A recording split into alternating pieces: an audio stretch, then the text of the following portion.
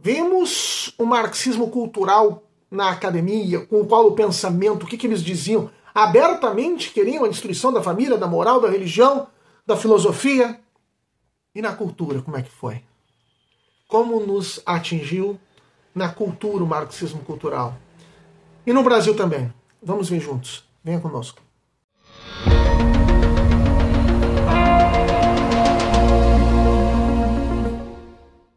Olá, paz de Jesus, que bênção estarmos novamente juntos. Deus abençoe a todos.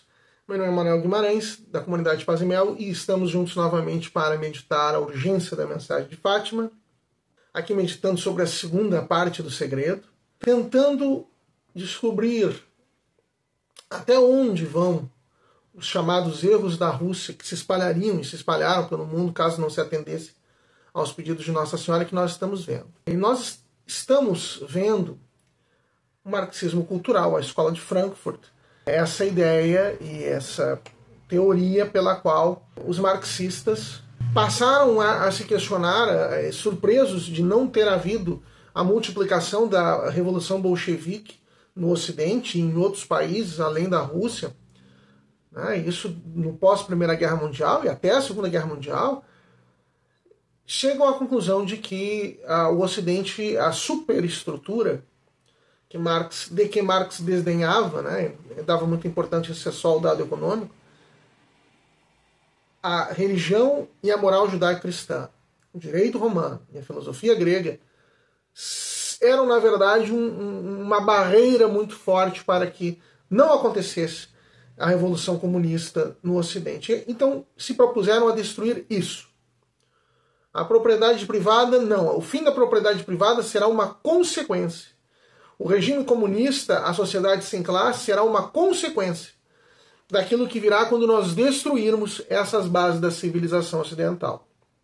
E passaram a trabalhar nisso, a escrever teses, a escrever livros, a influenciar nas universidades, a todo o sistema educacional do Ocidente, dizendo que a família tradicional não existe, ela é fruto de uma sociedade, de uma elite que quer deixar essa sociedade opressora, que quer a obediência das pessoas, que o amor e o sexo deveriam ser livres, que não existe essa questão de família, casamento, fidelidade. Não, nada disso. As pessoas se juntam, se separam como querem, têm relações sexuais sem filhos o quanto quiserem. Claro, isso ajudou a influenciar nesse sentido os métodos contraconceptivos que se desenvolveram nos anos 60, especialmente. Mas iam passando por isso. Não, a autoridade do pai é opressão, a autoridade do pai e da mãe é opressão, é isso que vai gerar uma sociedade autoritária, os filhos têm que obedecer os pais. Todos esses são absurdos. E vimos, né, lemos trechos de Horkheimer e Marcuse aqui, mas hoje cumpriria nós olharmos como isso influenciou efetivamente a nossa cultura. É claro que foi isso que gerou o maio de 68 na Europa, né?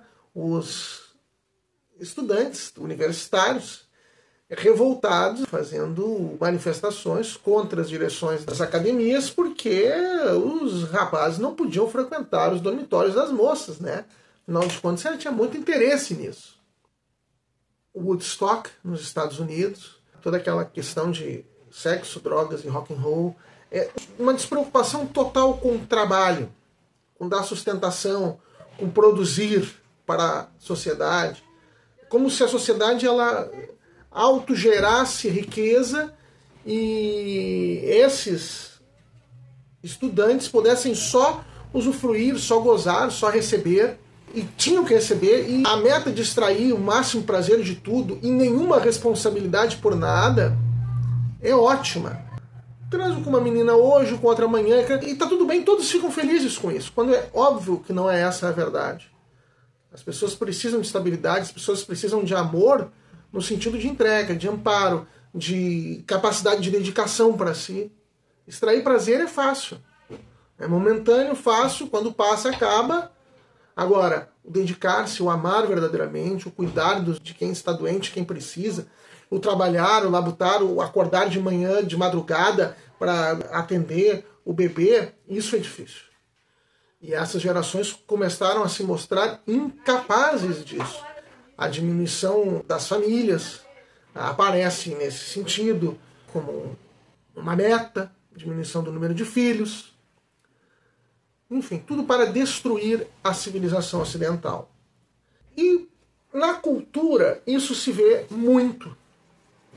Além dessas manifestações, aí, os grandes festivais e tal, na música, nas letras das músicas, também nos filmes, né? Entra muito nos filmes. Eu me lembro há vários filmes que são manifestações de como essa doutrina, como essa ideologia entranhada nas instituições de ensino formou pessoas que produziram cultura a transmitir para as grandes massas esses valores, essas crenças. Me lembro do filme Kramer versus Kramer, com Dustin Hoffman. Meryl Streep fez parte do filme e ganhou Oscar. O Dustin Hoffman ganhou Oscar, a Meryl Streep ganhou Oscar, o filme ganhou o Oscar de melhor filme. E o que era? Era um divórcio. Era um casal que se separava e a conclusão do filme, a mensagem do filme é realmente viver a dois. Um compromisso é muito difícil. Muitas vezes o melhor é separar. Mesmo com a dor dos filhos da separação. Que muitas dores, mas ainda assim muitas vezes não tem jeito.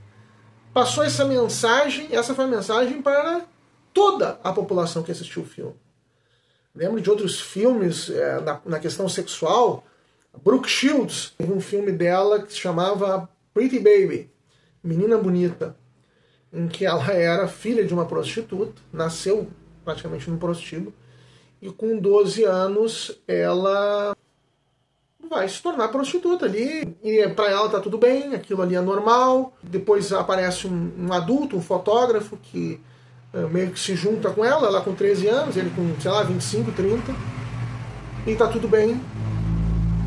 Então, a sexualização de crianças, as crianças no meio sexual, precocemente, prostíbulo, tá tudo bem. Me lembro outro da Brooke Shields, um filme chamado Amor Sem Fim, que tem uma música belíssima da Diana Ross e o Lionel Richie, My Endless Love. O filme é uma menina de 13 anos também, que quer ter relações sexuais com o namorado, e a mãe entende que isso é o verdadeiro amor surgindo ali, então ela ampara, e o pai é um opressor, o pai é um violento, ele não quer que a filha tenha relações sexuais. Ora, qual é a chance de um namorico de 13 anos, em que eles não têm nenhuma responsabilidade pelo próprio sustento, não têm ideia, na nossa sociedade, em que eles não têm ideia do que eles vão fazer, do que vão trabalhar, não tem nada de responsabilidade agora, querem só extrair prazer, e negar isso é uma opressão. É evidente que essa ideia passada é tornar a sociedade imatura. Você vai gerar uma sociedade imatura. As pessoas acham que é isso. Não, ela pode só ter relações sexuais com quem ela quiser. Então, não precisa se preocupar em trabalho, em cuidado de filhos. Não, sem nada disso. É como se isso não existisse. Então são ideologias que apagam aspectos da realidade, colocam as pessoas numa ilusão. E se essa ilusão não é a vida concreta delas, é porque existe um sistema opressor. Vejam como isso vai formando as pessoas. Vai formando as pessoas, o público, os acadêmicos, toda a sociedade. Contra o cristianismo, contra a moral judaico-cristã, contra a fé. Lembro outro filme também, não tenho certeza se ganhou Oscar de melhor filme, mas era um dos dois mais cogitados da época, que é o Sociedade dos Poetas Mortos, com Robin Williams. Aqui que a mensagem do filme é Carpe Diem, aproveite o dia. Você tem que aproveitar este mundo, esta vida, este tempo, porque não existe outro. A pior coisa que pode acontecer no mundo é que quando você for morrer, você vai olhar para si e não vai ter aproveitado o dia. Isso é o contrário do que nos ensina o nosso mestre Santo Afonso Maria de Ligório. Toda vez que ele pensa no fim da vida, ele pensa, e agora? Esse corpo não vai mais existir, mas eu vou existir para a eternidade. Que eternidade eu construí para mim? Eu vivo aqui, que a igreja sempre ensinou, né? 100 anos, 60 anos, 80 anos, mas e a eternidade inteira? O que vai ser? Toda uma cultura sendo criada para destruir essas bases da civilização ocidental. Aqui no Brasil, nós vimos toda a ideia de família ser deturpada. Aqui no Brasil, a grande moldadora da cultura foram as novelas, as telenovelas. Nos anos 60, até metade dos anos 60 do século passado, a família, o conceito legal de família, né, no Brasil era um conceito de matrimônio cristão. O casamento era indissolúvel, não existia divórcio. Você tem a opção, você vai criar uma família com a pessoa, você vai se comprometer com ela. Você vai amá-la, não no sentido de manter um sentimento, mas no sentido de você vai ser fiel. Em qualquer dificuldade você vai estar junto. E você vai criar os filhos neste compromisso. Ah, não, agora eu não estou mais extraindo prazer, agora eu vou para outra. É claro que isso gera uma imaturidade. As pessoas não têm responsabilidade pelos outros. Bom, eu me caso, aí a minha esposa fica doente. Ah, eu não sinto mais amor por ela e vou para outra. Ou não, minha esposa fica doente, então eu vou cuidá-la, eu vou ficar com ela. Ou então já não tem mais a beleza da juventude, é óbvio. Todos perdem a beleza da juventude, mais cedo ou mais tarde. Nós não vimos aquele show que teve no início das enchentes no Rio Grande do Sul? Pessoa envelhecida, velha, feia, não consegue admitir isso, mas faz cena de sexo explícito com rapazes fortes, bem mais jovens. Não consegue admitir. Isso é uma imaturidade. Para além de toda a questão da moral, o que essa pessoa tem na cabeça? Será que ela não consegue se olhar no espelho, ver a realidade? É isso que esse marxismo cultural vai gerar. Vai destruir as pessoas, vai destruir as famílias. Para isso. Então aqui no Brasil, as novelas, todos sabem, não existia divórcio. Então o que ela começou a fazer? Mostrar personagens assim. Você tinha os dois esposos, um deles, ou o homem ou a mulher era mau, o outro sofria, era oprimido, mas se mantinha fiel ao casamento porque não queria ser julgado pela sociedade, porque a igreja sempre pregou isso, e a igreja sempre pregou, é um peso, é uma dificuldade. Aprovaram a lei do divórcio. Aprovaram o divórcio. Aí, quando se aprovou o divórcio, você diz, bom, é o divórcio, é para aqueles casos em que não é possível. Menos de 20 anos depois, vem toda a pressão para as uniões livres, para as uniões estáveis. O pessoal nem estava pensando lá. As pessoas que estavam assistindo a TV nem estavam pensando. Mas os que queriam destruir a família já estavam pensando. Não é só divórcio, é o seguinte, hoje nós nos juntamos, eu me junto com essa fulana hoje, e eu amo ela, vou ficar com ela, depois eu vou para outra, depois para outra. Não precisa nem casar e divorciar, eu só me junto e tá bom. E as novelas passaram a mostrar assim, não, a pessoa feliz era essa, a pessoa que se mantinha fiel. Então, passou mais, tinha uma música do Cazuza que dizia assim, nosso amor a gente inventa para se distrair. Quando acaba a gente pensa que ele nunca existiu. Te ver já não é mais tão bacana como na semana passada, passou. Eu tenho que seguir essas alterações de afeto. Bom, e aí depois uniões homoafetivas, tal. Daqui a pouco pedofilia. Amor entre crianças e adultos. Amor, entre aspas. Então nós vamos sendo formados, moldados. Claro que uma resistência ao que é a moral judaico-cristã, a moral da igreja, sempre existiu. E sempre surgiram escritores na nossa sociedade, roteiristas, diretores de filmes, de novelas, etc., que vão se opor. Mas a questão do marxismo cultural é que ele quis fazer isso sistematicamente. Expôs isso como um ideal para a destruição. Havia um diretor de novelas muito conhecido no Brasil, mas tinha produzido novelas na época, depois foi esperado, faleceu. Chamava-se Dias Gomes.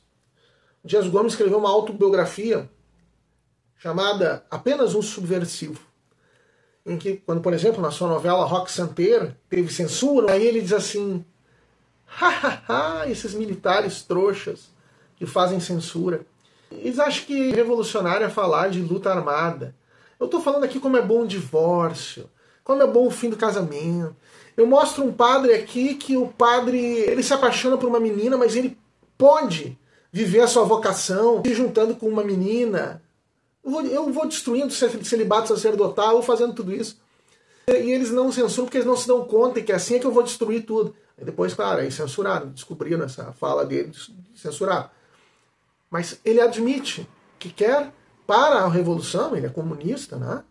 Assumidamente comunista. Para isso ele precisa destruir a família, precisa destruir a moral. Então é assim que ele faz, ele admite isso.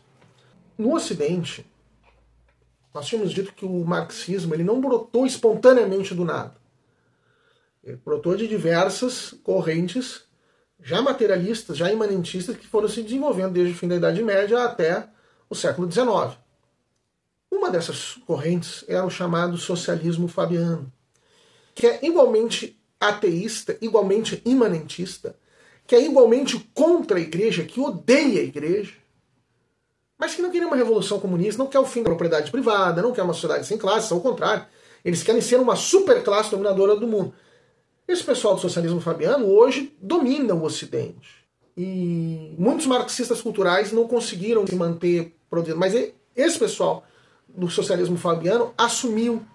Eles não querem a revolução comunista, mas eles querem a destruição da família, querem a destruição da moral, querem a destruição da igreja. Então toda essa metodologia que o marxismo cultural criou, eles assumem neste final do século XX e início do século XXI. Então, por exemplo, o economista Alberto Schong, trabalha no BID, no Banco Interamericano de Desenvolvimento, ele faz uma pesquisa mostrando como as regiões que assistem telenovelas tiveram mais divórcios, menos filhos, mais, aspas, independência feminina. E diz, olha, é isso que nós temos que fazer. É o cara do socialismo fabiano, da elite globalista, elogiando o que foi feito pelos marxistas culturais que queriam a revolução comunista. Isso está os desenhos que nós vemos hoje, a sexualização infantil. Salta aos nossos olhos esses terríveis males que os erros da Rússia têm feito. Então, nós precisamos atentar, olhar, não ignorar. Nos convertermos, atendermos aos pedidos de Nossa Senhora, reconhecermos esses males e nos voltarmos para Deus, para Nossa Senhora. Tá bem? Encerramos aqui o marxismo cultural. Semana que vem voltamos com outra seara dos erros da Rússia. Verdadeira. Deus abençoe a todos. Até a próxima. Curta, compartilhe, espalhe o canal para todos. Até a próxima.